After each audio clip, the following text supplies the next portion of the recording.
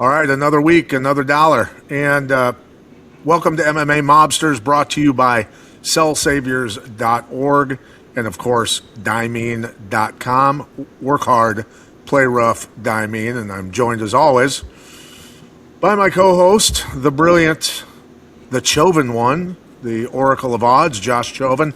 How are you doing, my friend? Good. Still cruising off that Sean Strickland win. God bless America. Greatest country in the world, and all the stuff that Sean Strickland says.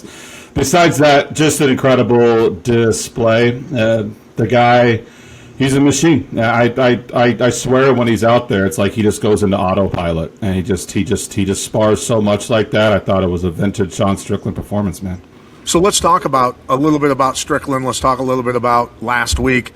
You know, I had him picked to win by decision. I missed that. Obviously, he went out and scored the KO. Did you expect him to do that? No, I didn't. Thank goodness that I made my money for the night on that Sergey Spivak fight. That was a little bit dicey too. D'Elia rocked him in the second, but Spivak survived and clearly won 2 out of the 3 rounds. So that was my big bet of the night. I did have some money on that fight to go to decision, which was looking good. It was really kind of a glorified sparring match until Strickland just tagged him once to the body, and Fluffy seems to maybe have some body issues. That's how Kevin Holland finished him too. So, yeah, I mean, that was happy for Strickland. Good for him. That gets him right back in the title conversation. But yeah, I said last week that my goal was to just not lose money, because it was a lot of close fights, lots of underdogs that we liked. Mission successful, made a profit. That was a rough card, buddy. It was a hard card to handicap. So good for us for making money on it, getting most of it right. Yeah, and look, I mean, we had some picks on the underdogs, as Strickland was the underdog, but others as well, based on the ability to make money if people so chose to go that route, right? We always try to preface our picks in those cases with, hey, this is why the odds are saying the other guy's going to win, but if you want to make a little more money and take the chance, that's why you do this, right?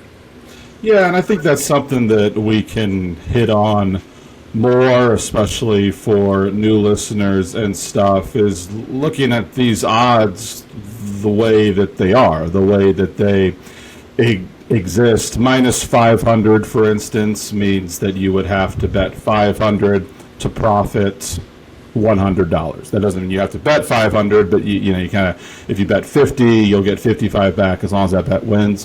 When you get into plus money, it's the inverse of that. So like a plus 250 would be, if you bet 100, you get 350 back. So those odds exist for a reason. Those odds move around for a reason. But I know that last week, for instance, Sergey Spivak, who was sitting at like plus 120, I was more confident in him to win than some of these minus 400, minus 500 favorites. So, yeah, it's taking it on a fight-by-fight, case-by-case basis. But anytime that you're fairly confident in a plus money pick, if that hits, you're gonna be looking pretty. Yeah, and I hate to rewind some of this, but you called Strickland's opponent. You called him Fluffy, and that's his nickname. And I know it's his nickname, but here's the thing: is he called Fluffy because he doesn't do enough sit-ups, doesn't do enough road work, or because he gets drops with body shots, drinks too much tequila and his liver's soft? Is this conspiracy farm? Did I log on to the wrong podcast? No, you're exactly right, Pat. And that's what people. There's some whispers of that. Now, Anthony Hernandez is a tough SOB. There's no doubt he could kick my ass. He kicked Elidze's ass. He kicked Michel Pereira's ass. But there's some talking holes in the game now that he got the Fluffy nickname because he's not as ripped as these other guys. He's got a little bit of a belly on him. So I actually, when I was thinking about the podcast earlier today, this is a question I wanted to ask you. How does muscle mass affect those body shots as opposed to like an Alex Pereira? Everyone talks about how he's pure muscle. It's like he's built out of mahogany wood or something. How I mean, I guess it would make sense that if you're all muscled up, it would repel those liver shots more. Can you get into that a little bit? Well, I think it comes down to conditioning. It comes down to understanding how to absorb body shots, how to roll with them, how to defend against them. Yeah, there's a lot that goes into that. I mean, as well as certainly a massive amount of conditioning. I mean, Thai fighters in their training deliberately, not full force all the time, but they will bounce shin bones off each other's livers and solar plexus and ribs to toughen their striking surfaces, as well as the surfaces being stricken, right? So my elbows are striking surfaces in Muay Thai. If you look at a Thai fighter's elbow, they've got calcium deposits on them, on top of their bone, so they create spurs. Their knees are conditioned, their shins are conditioned, knuckles get conditioned. All these things your body has to be conditioned to absorb that punishment. So it just goes without saying what you've got to do to go through the process of getting to the point of being able to absorb massive amounts of punishment. And that, of course, goes with conditioning. But so anyway, enough about that. I want to get to some news. We've only got really one thing to cover when it comes to news, and that is the big announcement, again, about the UFC show at the White House, looking to spend, TKO's looking to spend, they say, $60 million, offset some of the cost by about 50%, $30 million in corporate, contributions. Here's the thing, they're expecting 5,000 spectators at the White House for the Bread and Circuses show. And the bread and circuses, remember, that's for the peasants. Keep them occupied. Keep them occupied and not complaining and not rebelling. Yes. Right. So anyway, on top of that, the Secret Service nightmare that this creates, I can't even imagine, knowing that I've worked with people of different areas of, aspects of details of protection and things like that. It's a nightmare. But anyway, what are your thoughts on the UFC White House show? Yeah, well, you brought up something I didn't even think about with the Secret Service. It's like the new normal, all these crazy things going around us, and we've just become adjusted to them. I swear it's every week. Oh, someone tried to kill Trump again. He's dead. They shot him. Moving on. Like, it happens every week. Like, it just happened a few days ago. Like, it is some crazy shit's going to happen. Yeah, it does create a bit of a problem, and I'm guessing, I'm just going to do the math, about half of the 5,000 are going to be Secret Service and law enforcement dressed as UFC fans to keep everyone contained and under control, probably, and under surveillance. That would be my guess, anyway. Yeah, let me kind of get your read on this, Pat, because we haven't really talked about the White House card that much, and I think the reason, for me at least, is, now let's get into the Trump is he's almost a face of the UFC. He comes out to several big UFC pay-per-view events. Half the crowd gets up and cheers lustily. Half the crowd boos and gives him the middle finger. He's a polarizing guy. We all know that. A lot of people are very bothered by Trump being so involved with the UFC. It doesn't bother me. I think it's better to have the leader of the free world on your side than not on your side. That doesn't bother me as much. And Dana White and Trump have been involved forever. That's fine. I'm not triggered by that. I don't get the White House card, Pat. And maybe you can. Maybe it excites you more than it excites me. It doesn't make sense to me. I think fighting outdoors is weird. I don't know that I've ever bet a MMA event that's been outdoors. We're going to turn the White House lawn into put a cage in there. It's maybe I'll see it and I'll be like, oh, this is awesome. As you know, I'm more concerned about the fights. Let's put a bunch of super fights on there. I think Strickland versus Chimaev, you got the whole U.S.-Russia thing. That's awesome. That'll sell. Make that the pay-per-view. Put some other super fights on there. But the whole, I guess I don't see the vision yet for the UFC White House card, but what do you think? I think, look, it's going to create controversy. People will find any reason to be political. I don't care one way or the other. It's not going to make me tune in any more than I would any other way. And, I've been to enough UFCs in my life and competed in enough that if I miss one, I'm not really that concerned. Obviously, for the reasons we're doing this show, I like to keep track of our accuracy, how well we do, things like that. That's my main reason. And to be honest with you, our listeners who are going to evaluate what we have to say about the fights and the breakdowns of them is really the meat and potatoes of why people are going to watch, because they're invested in it financially, and that's the biggest reason. It's, whether you're a fan of this guy or that guy or the Trump, or this or Strickland, or I don't care about any of that. I don't care about politics.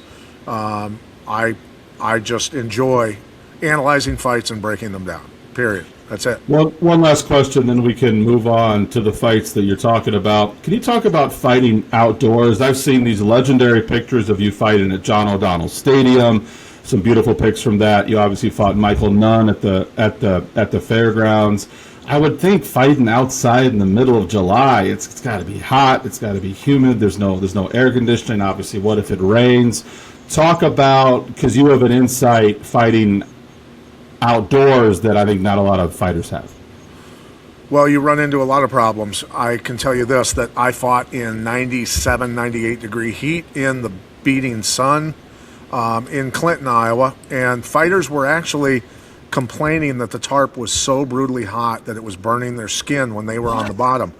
The guy that I was fighting, I think it was Al Buck Jr. at the time, I made sure that I was never on the bottom in that fight. I finished him fairly quick and got out of there, but I fought in rainstorms before, fought in a lot of different inclement weather outdoors, and so yeah, it's not optimal, but look, your opponent's dealing with the same shit, so you just put it out of your mind, and you negotiate the situation the best you can and as wisely as you can. It's a fight, just like if you had, I didn't win the fight because I had the sun was in my eyes. I didn't see that punch coming, which was an actual concern in one of my fights, where if my back was to the sun, he couldn't see my punches as easily, right? So you gotta add that stuff in to your strategy. But anyway, let's move on to the fights coming up this Saturday. UFC Mexico City.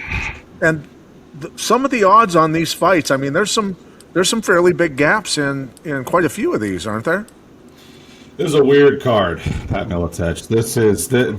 There's all kinds of weird things going on this card. We're gonna get to her in a few fights. I know it starts with a guy's fight, but there's a chick fight happening about 4 fights in, where the girl fighting went in for a WWE tryout.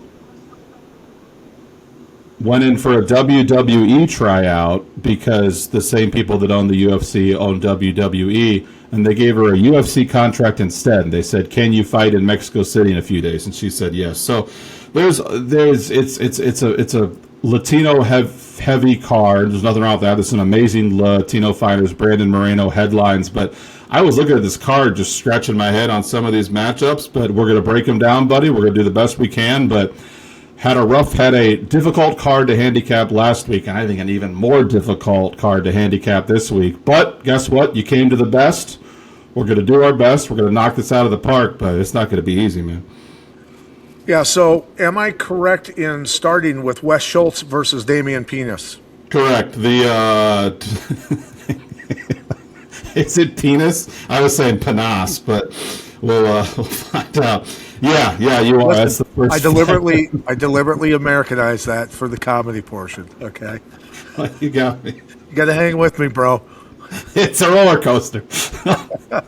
So, the odds on this one: plus 215, minus 290 for Damian Penis. What are your thoughts on the fight? Panas, I think, is the rightful favorite. Pinas. Minus, we're starting off hot. He'll be up at minus 225. He's out to minus 270. He's far from a lock. Schultz seems pretty decent fighter, and I don't think that Penis, whatever his name is that great anyway. But this is just kind of going to be the whole card. Is, well, the favorite should win. Not liking a ton of underdogs like I was last week, but Yeah, we're gonna. Yeah, I'm interested to hear your perspective because my perspective is should probably win, far from a lock. That's my thought on Panas.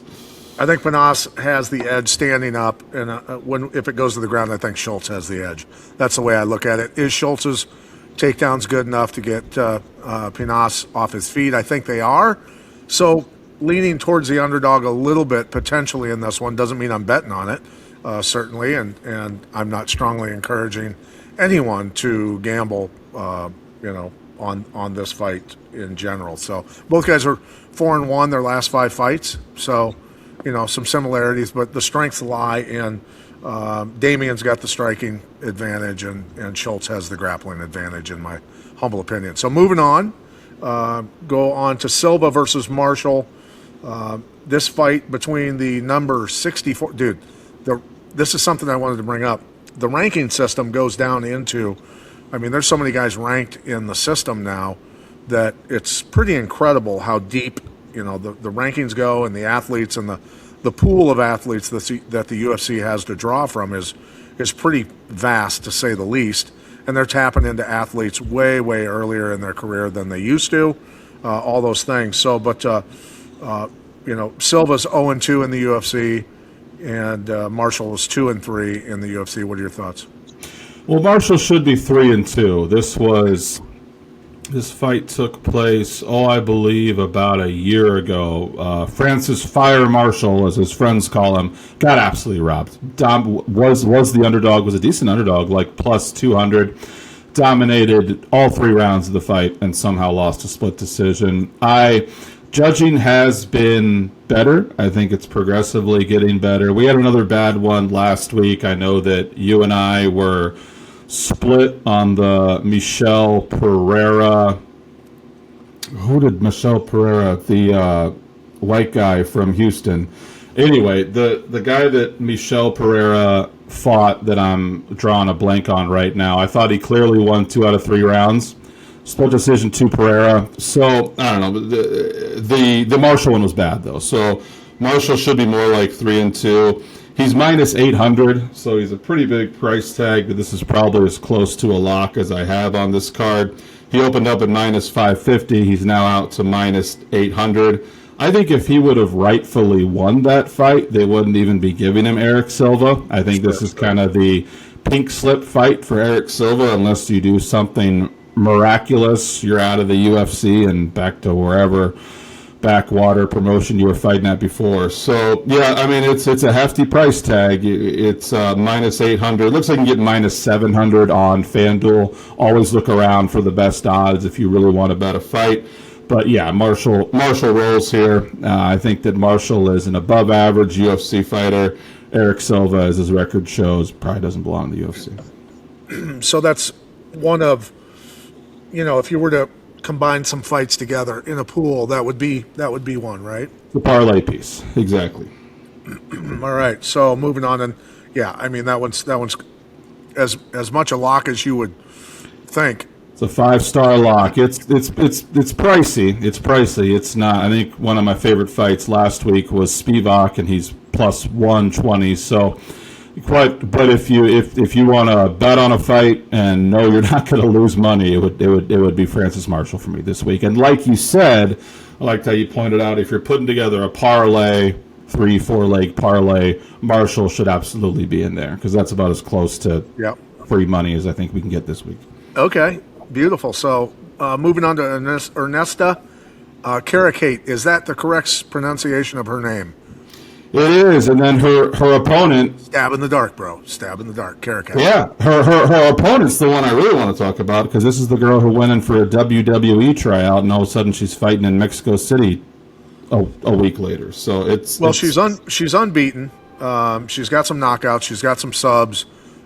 Pretty skilled girl. Most finishes. One fight that's gone to decision. So she's talented, but she's going up against a girl in Karakate that has boxing and kickboxing experience as a professional, right? So, this one's not super easy to pick either. Yeah, and you can see that by the line movement. Karakate opened up at minus 215. She's down to minus 185. That's not a massive move, by any means. If Caracate was to dip down, I don't know, maybe below minus 150, then I'd start looking at that heavier. So my pick's going to be Caracate here, but yeah, I mean, this Regina Tarine, obviously, I seem a little bit more fascinated by it than you do, that she goes in for a WWE tryout and then suddenly she's in the UFC. But, I mean, if she can win, that's going to be a big story that's going to go viral. Everyone's going to get behind. And these female fights are usually close. And so, yeah, I don't really have a hard lean either way. You know what? Give me the underdog here. Give me the underdog. Give me Tarine at plus 160. Not a heavy bet, but there's potential. Moving. There's potential for an upset here. Absolutely. Okay. Yeah, and I lean towards Caracate as well, given her background. I analyze the fights. I make my pick, then I look at the final odds and where things have moved and kind of give a double check. Yeah, I like that. In that area. So Caracate checks both boxes. So that's where I lean anyway. So moving on to Silva de Andrade versus Reyes, and fight between an unranked Reyes and a number 40 ranked Silva de Andrade. What's your thoughts, brother? Do you have ages on both those guys? I'm going to guess that Silva de Andrade is much older than Javier Reyes. Is much older? Yeah, because Silva de Andrade has been around forever. Yeah, he's 29-6, but at the same time, Reyes does have 27 professional fights. Okay. So he has been around for a while as well. When you look at the knockout ratio, Reyes has 10 KOs. Silva de Andrade has 20. Both guys have been knocked out before, but one time for de Andrade and twice for Reyes. When we look at the submission aspect, Reyes does show, at least numerically, to be better on the ground, and I think he is. But at the same time, Reyes' competition, the opponents that he's faced up till now, I literally wrote in that box, after observing, I literally wrote the word shit. Mm-hmm. Yeah. So, the competition has not been there. And when things get thick, when things get difficult, many times, as we've said, the quality of competition and getting there, which Silva de Andrade's has been pretty solid competition, that could be the deciding factor. What's your thoughts, though, between these two? Yeah, I didn't see a whole lot from Javier Reyes to impress me. Looks like it's taken him a long time to get into the UFC, somewhat more of a journeyman. Douglas Silva de Andrade has been around forever. He's a veteran of the sport. He's a veteran of this weight division, and the line movement is doing nothing. People are scared to bet this fight, Pat. It opened up at minus 230 on Caesars. It's still minus 230. Opened up at minus 240 on Bet River. It's still minus 240. So, I mean, I guess I'm going to lean with the favorite in Reyes, but nothing would shock me here in this fight. Okay. Yeah, and I mean, again, people aren't jumping to bet. I was sitting there thinking to myself, well, Silva de Andrade's got, 13 fights in the UFC, got the experience, gone up against tougher opponents. There's potential for the upset, certainly there. It's there. So, a bet that I like a little bit here is I do like fight goes to decision. Douglas Silva de Andrade in particular has, and this happens when you get older as a fighter, two things. He's not quite as athletic and dangerous as he used to be. And then going back on the other side, he's more technical, a little more conservative. So that is a recipe for success if you're looking to bet fight goes to decision. When the aging veteran is not as dangerous as he used to be, and coming back to the other side, doesn't overextend himself maybe as much as he used to, so it's harder for him to get the finish. It's harder for him to be finished. Instead of betting a winner in this fight, I'd probably just rather bet the fight goes all 3 rounds. Okay, and that I find that interesting. I don't want to beat a dead horse here, but I find it interesting considering between the two they've got 30 KOs, so that is always there as well. But so moving on, Quinones hold on, real quick. I want to get. So, what would you get without looking? What would you guess fight goes to decision is odds wise? Dear God. I mean, if I'm looking at the knockout ratio, which is, I mean, above 50% in their fights, what is the goes to decision? What is the number? It's essentially 50-50 either way. You got to put a little bit of juice in there, but it's essentially double your money either way. Double your money. What's the fight ends by KO? Fight ends specifically KO TKO. Yeah, I'm not. I'd have to dig a little bit for that, but just fight goes the distance is minus 102. Fight doesn't go is plus 110. Interesting. Okay.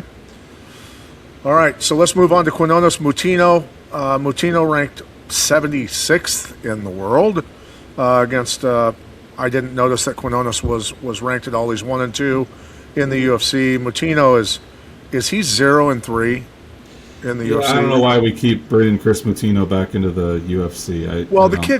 The kid got, he got brought in last minute, I believe it was, to fight Sean O'Malley. He got the living hell beat out of him, and his manager should have been fired. Like, if Moutinho was my kid, or I was coaching him, and the manager said he's got a chance to fight, Sean O'Malley in the UFC, I'd go, "You're high. You're going to kill this kid. You're going to ruin his career, and you're going to get him hurt." And which, I think in many ways happened. Moutinho's he's a nice kid. I've called his fights before he got to the UFC, and he was a talented kid. The Quinones is heavily favored in this, but is this a lock to you in terms of Quinones? It's not a lock, Pat. Okay, and I'll tell you why.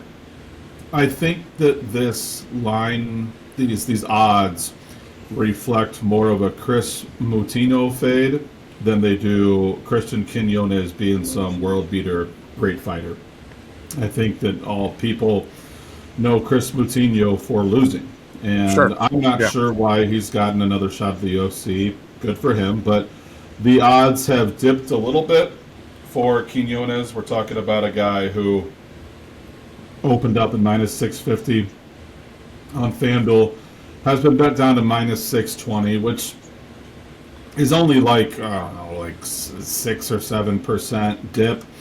But it's still interesting to me. You think Quinones would be getting steamrolled in the other direction since everyone wants to fade Chris Moutinho here. So, man, I don't know. But then but this is interesting to me, Pat. You look at another sports book, Bet Rivers, which is a big-time sports book. Quinones opens up at minus 500. He gets steamed up to minus 670. So, yeah, I would say that Quinones, I'm not as confident throwing him in the parlay as I am Marshall, but with those huge odds, he probably would be a parlay piece. If we parlayed Quinones and Francis Fire Marshall, we'd be looking at, I don't know, maybe minus 250 or something like that on the parlay slip. You get another big favorite in there, and you're looking at about double your money. So, yeah, you talked me into Quinones a little bit. Moutinho's still young. He does seem to lose horrifically in the UFC and then go to these smaller promotions like LFA and else and look pretty good. So, I don't know. He did get a raw deal getting Sean O'Malley right out of the gate, and that's kind of haunted him his whole career. And I think you hit on something really big.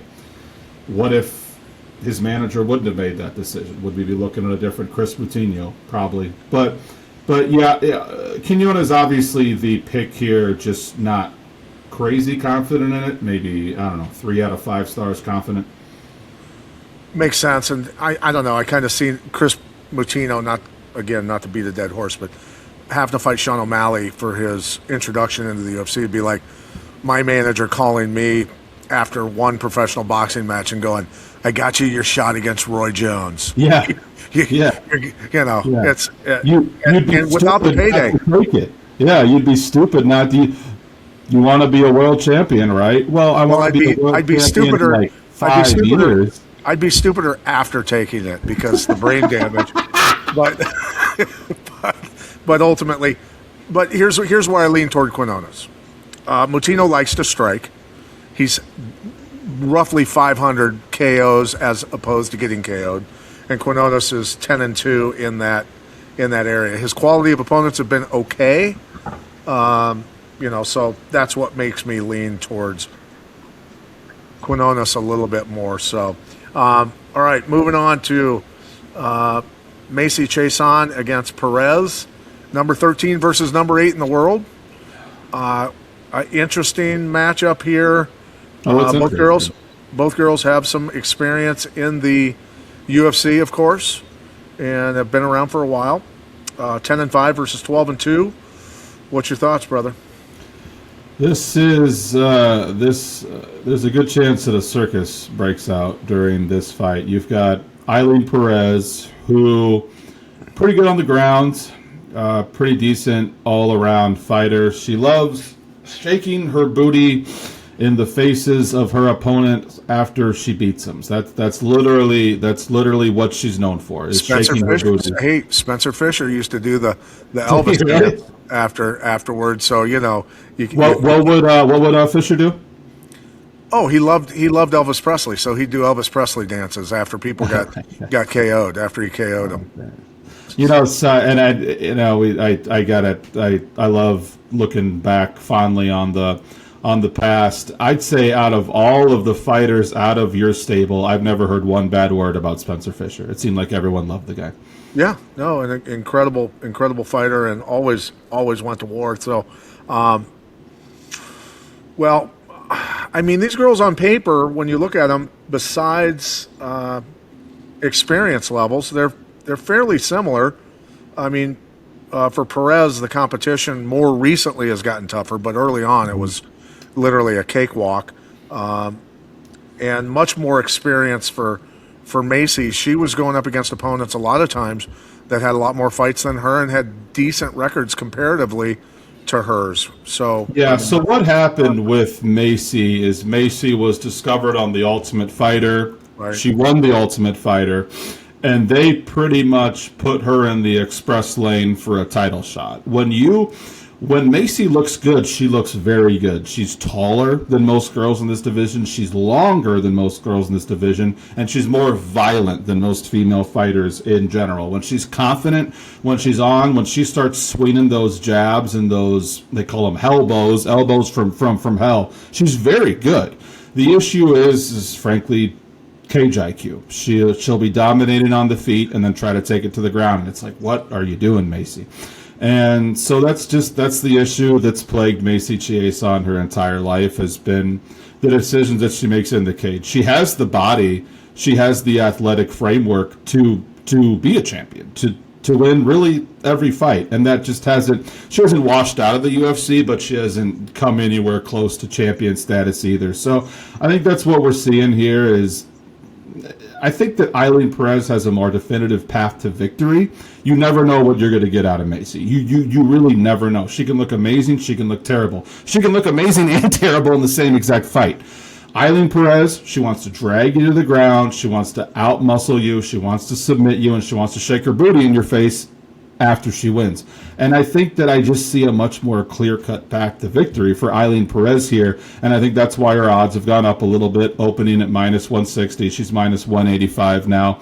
That shows a little bit of investment from sharp bettors in her, not a ton, but yeah, I would be on the Eileen Perez train here.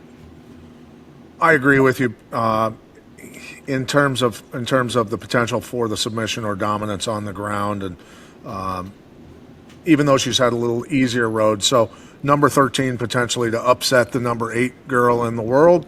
And now moving on to Jose Medina against Ryan Gandra. Gandra is 2-0 in the LFA. This is his UFC debut, while Medina is 0-3 in the UFC and going to get his walking papers if he gets beat by a guy coming in from the LFA. Correct. Most likely, right? Correct.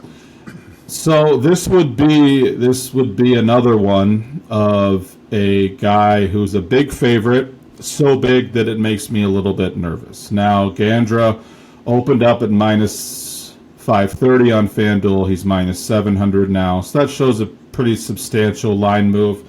Minus 550 is where he opened on opened on Caesar Sportsbook. He's minus 650 now. So I like Gandra here.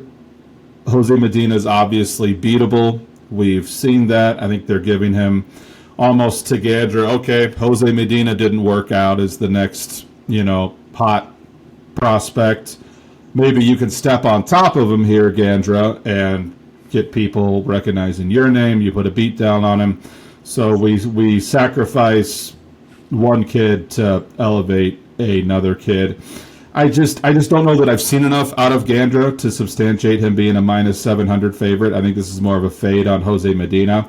He's obviously my pick here, but maybe 4 out of 5 stars confidence. Not quite as much as I like Marshall. Would I be okay with you throwing him in there? A Quinones, Gandra, Marshall parlay? Yeah, that's fine. It's not a lock, but yeah, all three should certainly win. I agree. Most sense. Coming from the expert, the Chauvin one there. I like where you're headed with that. Thank you, move on to Santiago Luna versus Angel Pacheco. Pacheco 0-1 in the UFC, and at the same time, Luna is 1-0. Both guys are undefeated in terms of KOs. They've never been KO'd. Neither guy's ever been finished. So, give me your thoughts on this. Yeah, this seems to be a theme here, Pat. Favorites who are getting to be bigger favorites than I maybe think that they should be. But I think that when they were putting this card together, they wanted a lot of Latino on Latino violence, and they just put together the fights that they could, even if they looked like big mismatches. So this is the fourth fight, at least I believe, so far out of the fights that we have covered, which is a massive favorite against a massive underdog. So yeah. Does it play out that way? Santiago Lugo minus 480 is where he started on FanDuel. Minus 590 is where he is now. Minus 450 is where he started on Caesars. He was minus 600 when I checked 2 minutes ago. Now he's minus 700, Pat. So someone just put a big bet down on Luna to move him from minus 600 to minus 700 just in the past 5 minutes. So, yeah, I like Luna. I think, again, it's more of a fade on Pacheco. Luna looks to be really better than Pacheco in pretty much every area here. Is that how you're seeing it too? Agreed. And I mean, at the same time, neither one has had super, super tough competition on their way to this point in time. So, yeah, I don't know. I think this fight does not go the distance. I will say that. Even though neither one has been finished, I think that both like to finish people. And they're going to be going for it, and I think there's going to be some fireworks between the two, because you've got a guy that knows, he's got to get something done, and another guy that's getting his name made off somebody else, and here we go. Yeah, the odds would agree with you there, Pat. Fight doesn't go to decision is about minus 430. Which is pretty high for neither guy's been finished, but they're both young. Neither have had a ton of fights, so. Well, you know how they say it's like when both guys defensively are the Washington Generals, and both guys are potentially the Harlem Globetrotters offensively. Somebody's going to sleep. Somebody's going to sleep. Yeah. So, So all right, Rodriguez versus Borges. Kevin Borges against Imanol Rodriguez. We'll move on to that one, and there's some heavy favorite going on with that as number well. Number 5, yeah. This is number 5 of the big favorites. So let's break this down, and then I have a prediction of my own here. So Rodriguez, once again, he opens up at minus 400 on Caesars. He's minus 450 now. Opens up at minus 430 on FanDuel. He's minus 470 now. So this is really the same kind of train I've been riding, Bible I've been thumping on these last few fights. Rodriguez should win. Really everything mathematically says he should win. He's clearly the better fighter. But this is kind of what I run into, what I'm used to betting PFL.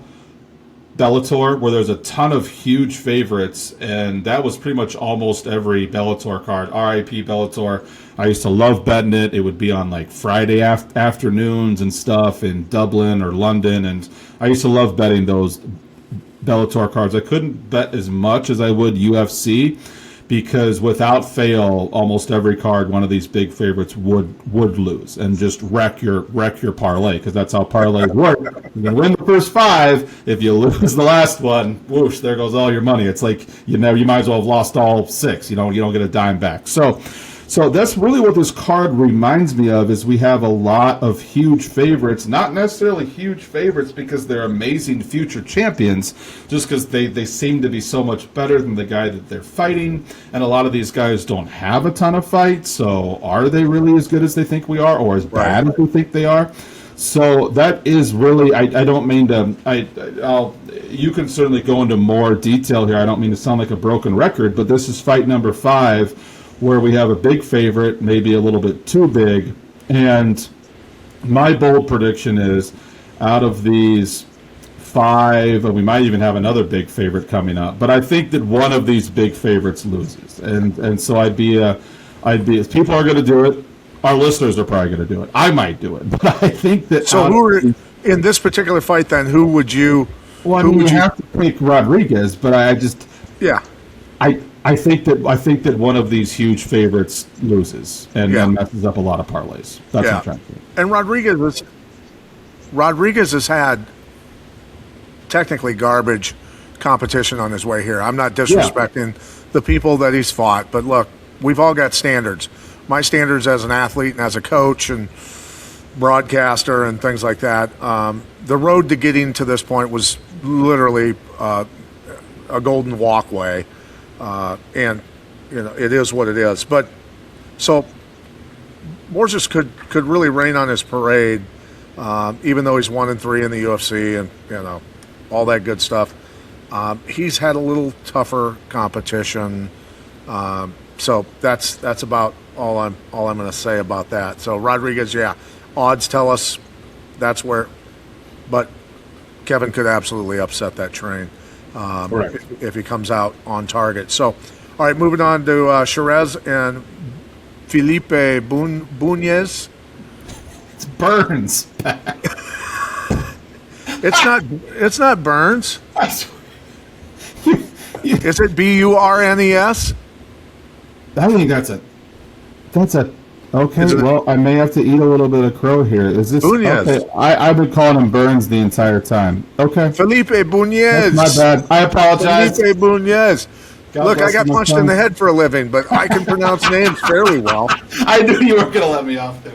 I've been calling him Felipe Burns this entire time. I thought he was maybe related to Gilbert Burns. Shiraz the heavy favorite again? What are the odds at right now? Yeah, not for me, my threshold for huge favorite is anything above 400. If you're in the minus 300s, Shiraz is minus 310 on FanDuel, minus 350 on Caesars. That's you're not a massive favorite until you're kind of into the minus 400, minus 500 territory. So Shiraz is good, man. Shiraz is a tank. He hits you hard. He also has pretty good wrestling. Well-rounded guy. I've made some money betting on Edgar Shiraz here in the past. I like him.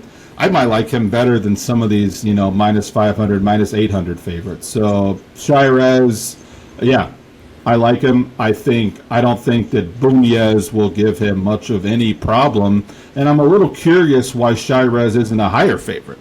Kind of these past few guys, I was like, he's good. I'm not sure if he's minus 700 good. I think they may be disrespecting Shiraz a little bit here. I think he maybe should be a bigger favorite than he is. Interesting. Well, I mean, both guys have some knockouts. 4-0 for Shiraz. Bunez is 3-1. Both guys have some finishes on the ground. Respectively, 8 finishes for Shiraz, and Bunez has 9 finishes. Both have had decent, I would qualify as decent competition on their way here. So the fact that you're thinking Shiraz should be a, even heavier favorite is it's interesting. I mean, I lean a little toward Shiraz, but maybe not as much even as the odds. I don't know. Yeah, I think that Shiraz has him beat just about everywhere here. It would surprise me very much if Felipe Bunya's got the upset here. All right, I'll lean towards Shiraz with you, and then moving on to Daniel Zellhuber against King Green. King Green. Look, Green is like a guy that if he's on, he's wrecking shop, and then if he's not, he's shit in the bed. So it's you never know what you're going to get with him. The last 10 fights. Bobby Green, I believe, is the active leader, at least for men in the UFC, with split decisions. I believe he's had 4, 5, maybe 6 split decisions. His last fight against Lance Gibson, the son of, I believe, the other Lance Gibson, who was also in the UFC. Yeah, it's a close fight. It was a close fight. And how does Bobby Green win?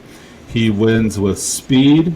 He wins with being technical and accurate, and when he gets in that flow state and gets his hands going, he's hard to beat. And so Zellhuber here was just wrecking through the UFC, and then he runs into the ghost of Michael Johnson in his last fight, and he was a similarly big favorite here. I think we're talking, minus 400s, minus 500s, and he had also had some very good line movement. This fight, I believe, was part of the Poirier-Holloway number 3 fight, Poirier's retirement fight last summer. Zellhuber was a big part of my card, and he just looked slow. And the ghost of Michael Johnson pieced him up for the first 2 rounds, and then just needed to survive the third. So what are we seeing with Zellhuber here? Maybe a little bit slow, especially for someone as young and as powerful as him. So, yeah, I'm not looking to bet the house on him against King Green, because King Green is similar to Michael Johnson in a lot of ways. Fast, accurate, get in, get out, get in, get out. And so I don't know what the UFC is doing here. If the UFC is, I don't know, they gave him a carbon copy of the last guy that beat him in a huge upset. So I don't know. Does he get upset again, Pat, or does he learn from his mistakes that he made last July? If Green is hitting on all cylinders, he wins this fight. Yeah, that's all I'm going to say. If he's hitting on all cylinders, and certain athletes like Zellhuber, and you brought this up, and this is a very good point. Certain athletes out there have trouble with certain types of athletes. The guy that's more the methodical, the power guy, things like that, if he can get the power on you and hurt you, fairly early and start grinding on you, things like that, things tend to go their way and make it a little easier for them. If they can't, and Green gets off on him early and starts stinging him and moving well, Zellhuber's really going to have some trouble. So, potentially an upset, yeah. King could absolutely pull this off, and I'm going to make what's the odds right now? Because I think King could pull this off if he's hitting on all cylinders. I love the way you're talking, Pat. It looks like I'm going to do a little bit of odd shopping here to get you the best bang for your buck. If you go to Bet Rivers, you can get him at plus 390. That's essentially quintuple your money. You would turn $10 into about $50. Okay, well, people have to evaluate whether it's worth the risk to them, right? Go against the grain, all that good stuff. So moving on to Vera versus Martinez. I did want to hit on one quick point. I know our wonderful producers telling us that we want to keep it under an hour, but I did have a quick question. In his fight, the Zellhuber fight, where I bet him heavily against Michael Johnson, Michael Johnson tore him up in the first round, knocked him down in the first round, and just everything was connecting for Michael Johnson, and Zellhuber looked like he was stuck in mud. So he goes back to his corner, Pat, and this was before the Paramount days when we put commercials during these talking to your trainer. He goes to his trainer, and he just looks like he's seeing ghosts. He goes, F, he's fast. Well, what did you think, Zellhuber? You've known about this fight for 4 months. He's also like 40 years old with no chin. Like, he just seems shocked that Michael Johnson was so fast. And Michael Johnson's whole thing, his whole career is being fast. But now he's old and he doesn't have a chin. So I was just, and his things look totally different when. That's the thing is you can watch 1,000,000 hours of film on a fighter, and when you're in there with him and moving with them, and they're disguising and using feints and fakes and slipping stuff in on you, that's the details that people with not maybe enough experience or potentially the right coaching to simulate those things, you end up getting yourself in trouble. And I've been in fights like with Jose Pele Lande where you didn't see his kicks coming. You saw him going back. And luckily my arm was up, right? You saw the kick going back. You didn't see it coming in. So that's how fast some people are, and you got to deal with it. So I love that. I love that. Clip that, Lee. That was awesome. It is different. It's different watching highlights of the guy than stepping in the cage with him. It's just different. Yeah, the picture in front of you, you got to be able to compute it. So Vera versus Martinez, number 14 versus 34. The odds I know there was a fairly good spread there between these two. One guy's 15. David Martinez starts at 260, minus 260 on Caesars. He's up to minus 330 now. A little different on FanDuel. He opens at minus 295. He's minus 310. So, yeah, I think that the whole thing with Vera is he's definitely on the downside of his career. He still does the thing where he always loses the first round. And it used to be when he was younger, he could lose the first round, download his data, get his reads, and then win the second and third round. He's getting a little bit too old for that. So I think it's really an age issue here. So I'm going to pick Martinez, but Vera may still have a little bit left in the tank, and Martinez is certainly no world beater. I don't think we're going to see David Martinez fighting for a UFC belt anytime soon. So Martinez is the pick, but I still got to give respect to Marlon Vera for all he's accomplished and what he can still do Saturday night. If there is an upset, it's going to be Vera by submission. I like it. Vera's better on the ground. I really feel that, and so we'll see if his takedowns are good enough to get the fight to the ground. If he does get it to the ground, start betting Vera by submission. Okay, I like it. I'm just throwing that out there. I'm not the advanced odds and betting guy, but I'm just thinking, looking at the two and their experience on the ground, I know that Vera is better by far, in my humble opinion, on the ground, and so that's where I would lean. So, okay, let's go to the main event of the evening here. We've got Brandon Moreno, number 6 in the world, versus number 30, Kavanagh. And this is interesting matchup. They want to market Moreno. I mean, they really do. That's obvious that they want to. And for anybody out there listening, remember, if you pick the winner of the fight and the round and the fashion, KO or submission, TKO or submission, whatever, then you're going to win a free bottle of Cell Saviors and also some Dimene swag. So anybody out there, throw the comment in here on either the Facebook post or the YouTube video, and we'll track that and we'll send you free product. So get those 3 correct. The winner, the round, the fashion it ends, and you win free product. So Did anybody win last week, Pat? Betting Sean Strickland by TKO in the 3rd round. I mean, that would have been pretty ballsy. Nobody got it. We didn't even get it. We picked Strickland, but we picked by decision. So there you go. So your breakdown on Moreno versus Kavanagh before we seal this baby up. This is a weird fight, Pat, on a card full of weird fights that don't necessarily make a whole ton of sense. Kavanagh, not only are they trying to promote Moreno, I think when they made this UFC Mexico City event, they kind of made it with Moreno in mind. I think they had a better matchup, possibly.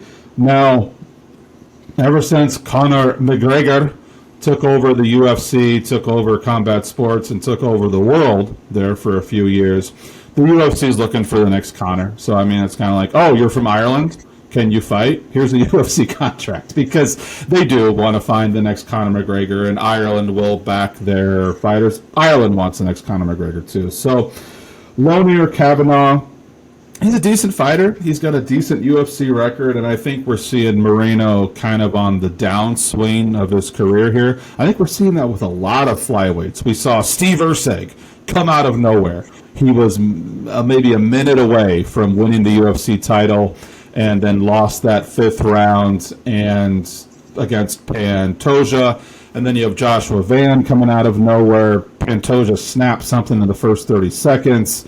So Van's kind of the champion for now. The flyweight division is in a weird place, as opposed to when it was just Moreno versus Figueiredo. Every single title fight, they fought like 5 times. So I think we may see Moreno get beat here. I think Kavanagh's young enough, well-rounded enough, quick enough to beat Moreno over the course of 5 rounds here.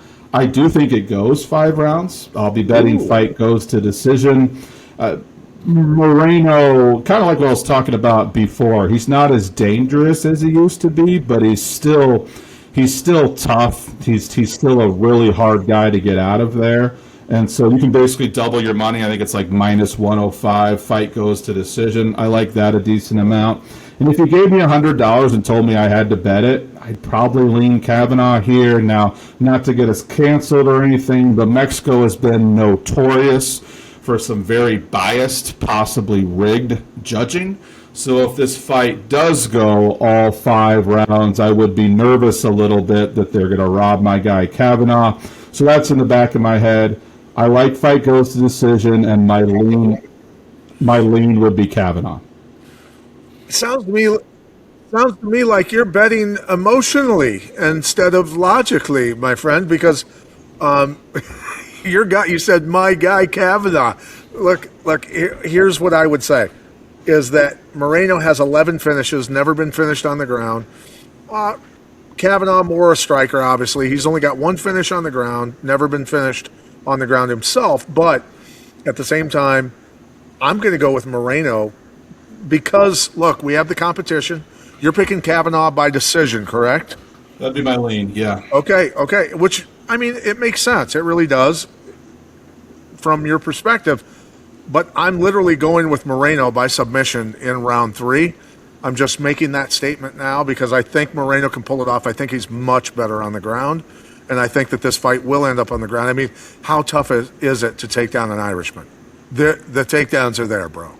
Yeah, you just got to tell them there's whiskey on the ground or something, and they'll go. You are going to get yourself in trouble. But nonetheless, so you've got Kavanagh by decision. I've got Moreno by submission in round 3. I like because somebody's going to have bragging rights next week.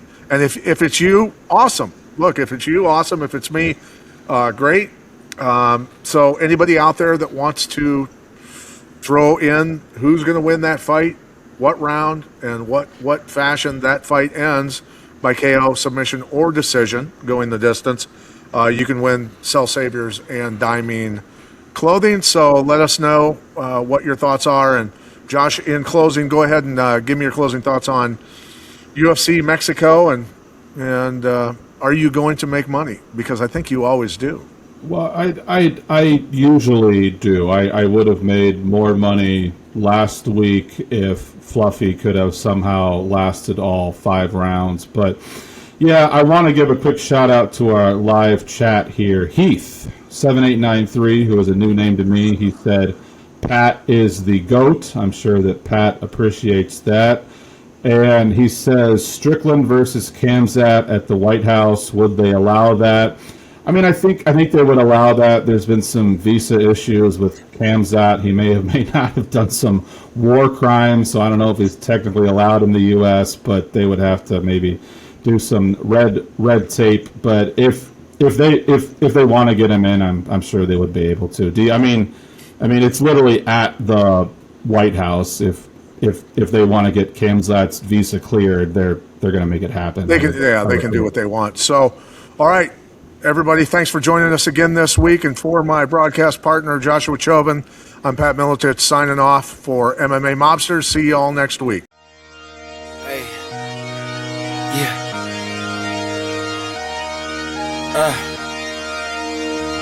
Yeah, hey, giving it all, hey, yeah, I'm giving it all I could give, run up and taking my pick, then bringing it back to the crib, hey, yeah, you know how it go, we finding the gold, the deeper we dig, so we just keep digging till we finally get it, like fuck it, I'll sleep when I'm dead, yeah, I gave you my word, don't break it for knowing, you know I'ma keep what I said, ready for war, I've been deep in the trance, been jumping since I had them streaks in the bed, ice in my body, I'm cold under pressure, recovered like I had no heat in the vents, shooting I don't have a conscience, too much to accomplish, you know I can't leave it to chance, yeah, throw it in the bag, throw some dots, I'm Jackson Dart, I'm out of pocket playing tag, catch me if you can, empty out the mag, took the lead, I run the track, and I'm never looking back, going for the moment, always rolling with the punches, find a way to see through the ceiling, put above us, smoke is in the air, keep it heavy in abundance, when the dust settles, let's see who remains.